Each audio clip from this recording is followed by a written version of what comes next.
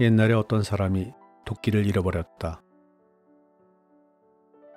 그는 옆집 아이가 자신의 도끼를 훔쳤다고 의심했다.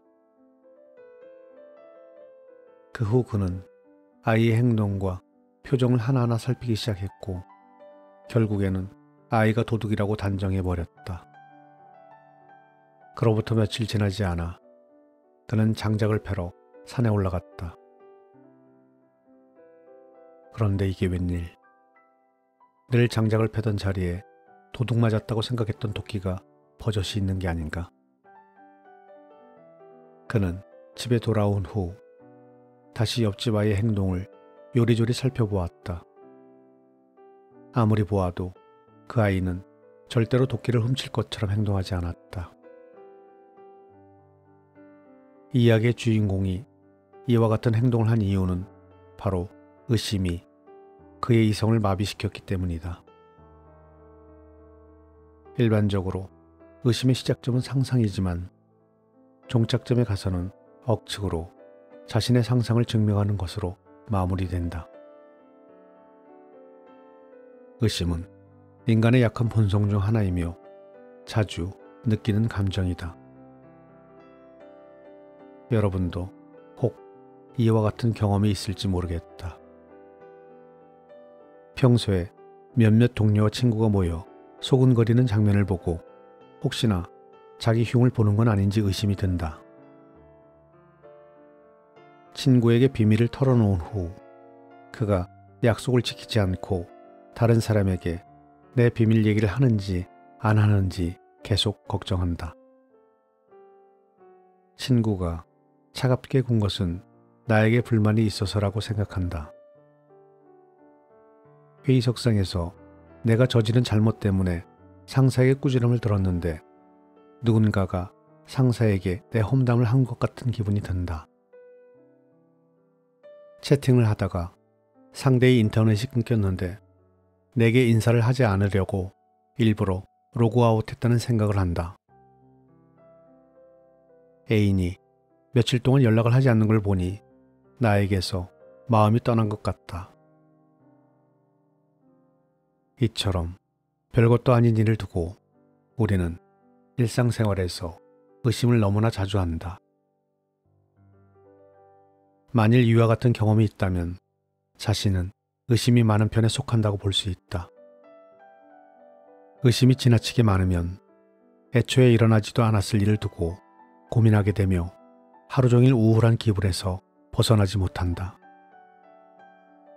쉽게 의심하는 사람은 대개 질투심도 강하고 속도 좁은 편이다. 쉽게 의심하는 사람은 지나치게 민감한 경향이 있다. 민감하다는 것 자체는 그다지 나쁜 의미가 아니다. 하지만 지나치게 민감한 경우 다른 사람뿐만 아니라 나 자신까지도 해치는 결과를 초래한다. 이는 가족과 친구들에게 큰 상처를 준다. 그렇다면 어떻게 해야 마음속에서 의심을 없앨 수 있을까? 첫째, 자신이 의심하고 있다는 생각이 들면 즉시 그 원인을 찾아라. 더 이상 의심에게 끌려다니지 말고 긍정과 부정이라는 두 각도에서 문제를 분석하라. 의심은 대개 추측으로부터 생겨난다. 그러므로 조금이라도 의심하고 있다는 생각이 들면 더 이상 엉뚱한 생각을 하지 않도록 자신을 통제해야 한다.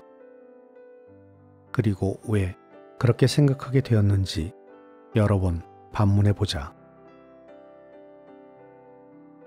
의심이 들었던 일을 여러 각도로 분석하고 막무가내로 결론부터 내리는 행동은 삼가하자. 더 넓고 깊게 사고해야 증거도 없는 의심을 자동적으로 사라지게 할 수 있다. 둘째, 상대가 내게 거짓을 말하고 무시한다는 생각이 들 때, 누군가가 뒤에서 내 험담을 한다는 느낌이 들 때 마음속으로 이렇게 되뇌어보자. 난 신뢰받는 사람이다. 저들은 날 속이지 않는다. 나는 좋은 사람이니 저들이 내 험담을 할 리 없다. 나는 능력 있는 사람이니까 저들은 날 무시할 수 없다. 이처럼 계속해서 심리적으로 암시를 주면 강한 자신감을 기를 수 있다. 사람은 장단점을 모두 가지고 있다.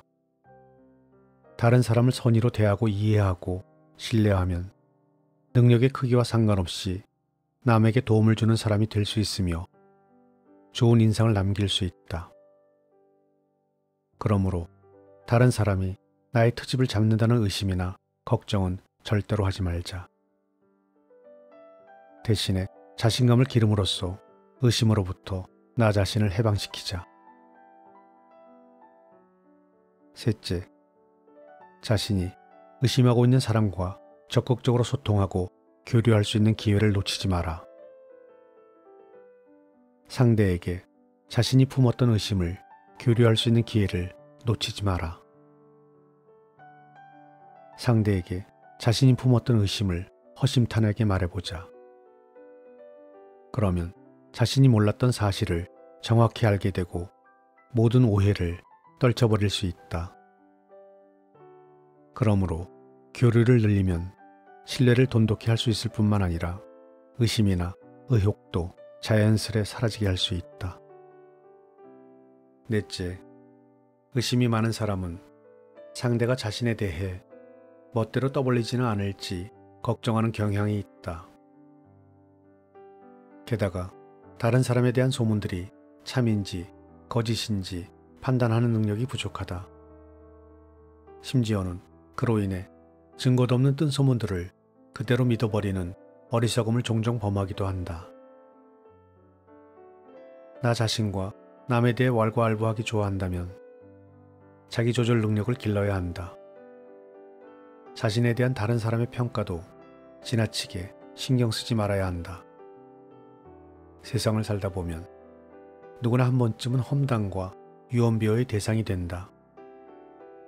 다른 사람이 나를 오해하는 것은 지극히 평범한 현상인 것이다. 그러므로 뜬 소문은 대범하게 무시하고 자기 할 일만 하면 된다. 다른 사람에 관한 소문에 대해서도 겨우 말 몇 마디로 그를 평가하지 말자. 반드시 소문에 대해 여러 각도에서 종합적으로 생각해 보아야 한다. 이렇게 해야만 상황을 정확히 이해할 수 있으며 엉뚱한 의심도 하지 않게 된다. 의심은 사람에게 대단히 큰 심리적인 압박을 주며 정신을 계속 긴장 상태로 유지하게 한다. 의심을 좋아하는 사람은 안정감이 결핍되어 있다. 그렇기 때문에 끝없이 의심을 하는 사람은 늘 무에서 유를 창조한다. 이들은 늘 부정적인 상상력을 발휘한다. 다른 사람이 무의식적으로 한 말을 거의 하루 종일 곱씹어 생각하며 결국에는 그 속에서 숨은 뜻을 찾아낸다. 의심이 많은 사람은 다른 사람과 이야기를 할 때에도 결코 상대에게 자신의 마음을 열어 보이지 않는다. 이런 사람은 늘 타인을 의심하며 자신을 우울하게 만든다. 외부 세계로부터 자신을 차단하고 격리시키기 때문에 타인에 대한 의심이 결국에는 자신에 대한 의심으로 바뀐다. 이로 인해 의심이 많은 사람은 자신감을 잃고 겁쟁이, 신경질적이고 괴팍한 사람으로 변한다.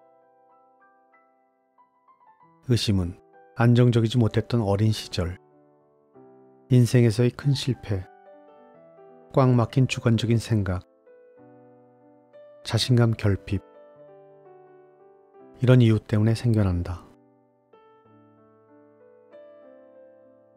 사실 모든 의심은 내가 나에게 채운 족쇄라고 할 수 있다. 즉, 의심으로 인해 속박되고 구속되는 것은 다름 아닌 나의 손과 발이다. 사실 의심이라는 녀석을 자세히 들여다보면 정말 별것 아니라는 것을 알 수 있을 것이다.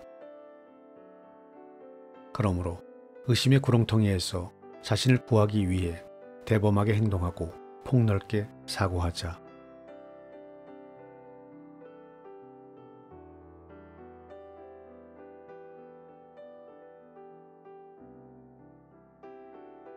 오늘 작품은 행복한 책방에서 출간한 공 타오 작가의 내 영혼 독서 배출법이라는 작품 중 일부를 낭독해 드렸습니다.